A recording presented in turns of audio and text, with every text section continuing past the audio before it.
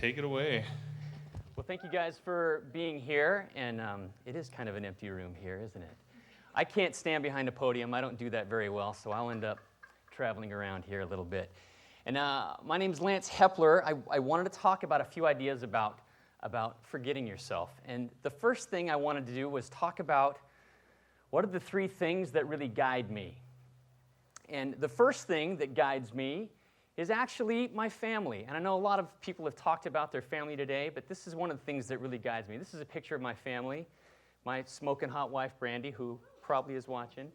My three kids, Lake, Kelty, and Darby, they are fantastic kids, and they're a big motivating factor for me to try to set the right example for them. I'm certainly trying to live my life in a way that will be pleasing to my kids and be a good example so that they have something that they can live up to. And so that is definitely a motivating factor for me. Another motivating factor for me is a little more selfish, is competition. I am a very competitive person, and I certainly am always motivated by doing certain things. One of them is being a triathlete. I think Renee Hackett talked about being a triathlete today, and trying to be the best type of triathlete that I can be and try to be as fast as I can be, as competitive as I can be. I'm also a dentist. Some of you may know that, and I'm motivated to be the best kind of dentist that I can be. I'm motivated to learn new skills and learn ways to treat people more kinder and gentler and learn things that can increase people's awareness of dental problems and dental health. And so that's a big motivating factor for me. Another thing is being a small businessman and being a team leader with the people who work for me, trying to be the best kind of boss. I think these are all things that kind of strive for me or push me to be a better person. The last thing is being a better runner. I'm actually a better triathlete than I am a runner, but it's easier to just do running events than it is to do triathlons. So sometimes I do that as well. But these are kind of selfish things. And it kind of pulls me to the other thing that actually really can tend to bring joy into my own life. And that's really, I'm happiest when I'm in the service of others, when I'm actually serving other people. This is a picture of a youth group of about 100 young men between the ages of 12 and 17 that I helped take to Central Oregon for some events this summer. Had a fantastic time. Was not about me. Wasn't about competition. It was all about helping these young men grow. Another picture of me and my son during his Eagle Scout project. I think Oliver talked about Eagle Scouts today. When he was finishing up his Eagle project, we were making benches and water stands for a local high school, and always in the service of others. I always feel better when I'm serving other people, and I'm not so selfish about myself. And I think these are some of the things that I wanted to talk about today because Chris challenged us to think about the types of things that we bring when we come to the table. What are we bringing when we come to the table? What happens when Lance Heppler shows up? And I hope that this is one of the things that the people around me think that is the case. That when Lance Heppler shows up, that there's going to be some service, and they might get beat at something. But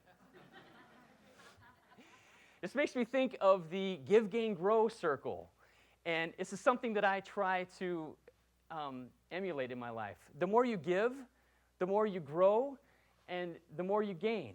In reverse order, scratch that, rewind it. The more you give, the more you gain, the more you grow, and that continually circles and helps you grow. If you want to learn more about yourself, you want to really learn how to serve God or love God, then do some service. Help other people out. Do something unselfish. This brings me to a story about one of my personal heroes. Some of you may recognize him. This is Gordon B.Hinckley. He was the president and prophet of the Mormon Church for a couple of decades. A great man, a fantastic man, and one of my personal heroes. When he was 19 years old, he was called to serve a mission in England. And he, back in the, 1929 or the 30s, they didn't just hop on a plane and go to England. They had to get on a boat and take a boat over there. And they had to find a way, to live while they were there. And it wasn't all organized and set up like it is today. And so he headed over there and had a very difficult time getting established, and was really sad and had a hard time connecting with any of the people. And he was so frustrated, he was ready to quit. And so he wrote a letter to his father and said, "Dad, I am so sorry. I think I have wasted your time. I think I've wasted your money, and I think I should probably come home. I don't think this is going to work for me." He sends the letter off. It's not like text messaging or email where you can get an answer in seconds. It took a month to get his answer back. And his father finally writes him a letter back, and he finally gets it, and the letter was 2 sentences. It said, "Gordon, I received your letter, and I have one thing to say. Forget yourself and go to work." That's what he was trying to come across, was quit worrying about your own problems. Quit worrying about your own issues. Quit worrying about the things that you have concern about, and just serve the people around you. Gordon later said, "Everything that has happened to me that's been good, I can trace the decision I made in that little house." And the little house is when he went back and got that letter and knelt down and said, "Okay, I'm going to do this for you, and I'm going to do this for the people around me." Pretty powerful stuff. Who knows who this is? Oh, so disappointed. It's Ashton Eaton. Thank you. Ashton Eaton went to the University of Oregon. He was a Duck. He recently won the gold medal in the decathlon at the Olympics in England. And I'm kind of a track buff. I did track when I was in college as well, and I did the decathlon. And so I actually went to the Olympic trials to watch the Olympic trials race of the decathlon. Thank you, Chris Middlebrooks. He gave me those tickets, so my wife and I could actually go. Yeah. During this meet, at this very moment, Ashton Eaton actually broke the world record for the decathlon that had stood for 11 years. Now, some of you probably don't understand what the decathlon is, but the decathlon is 10 different track and field events that they do over 2 days, and each of their performance is tied to a point total, and they add up the points, and whoever has the most points wins. And at the beginning of the very last event, which is the 1,500 meters, Ashton had to run a 4-minute and 15-second 1,500-meter race in order to break the world record, which was going to be a pretty fast race for him. It would have been a PR. And this was his moment of actually breaking that.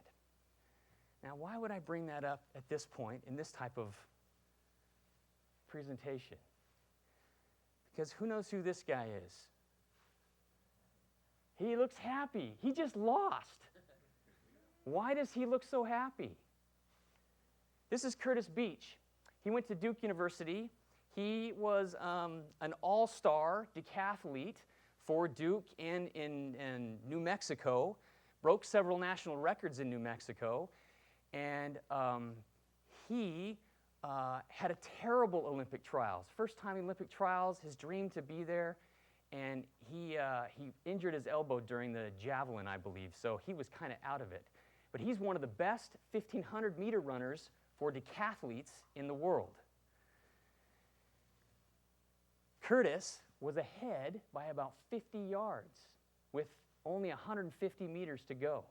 He was way ahead. But instead of winning that race and getting his own glory, he held up to let Ashton, who was trying to break the world record, have all the glory. I actually have a clip of it. Let's see if this will work.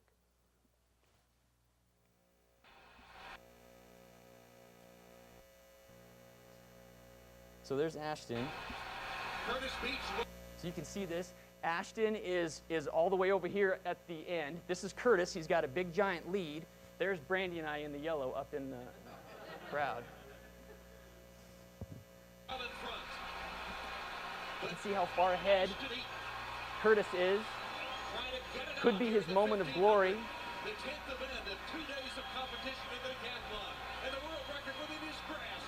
And he just pulls to the side and holds up. And he's kicking hard for the finish.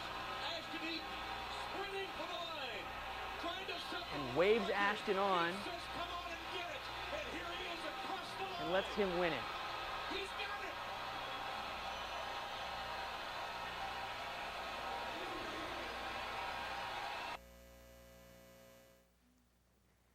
Kind of an amazing moment. Ashton Eaton will always be known as one of the world's greatest athletes. He will always be known as an Olympic champion. But who was my hero that day? It was Curtis Beach. To give up all his own glory to let Ashton have it. Curtis forgot about himself to let Ashton have his moment. And I want to challenge you, because who was happier at this point? I'm sure Ashton was thrilled. I'm sure he's ecstatic. But Curtis Beach really had something deeper in him by forgetting about himself and giving that to Ashton. And taking that kind of example, I would challenge each of us to at some point forget about yourself and do something for the people around you. Those are the things that will really bring happiness in your life. Thank you.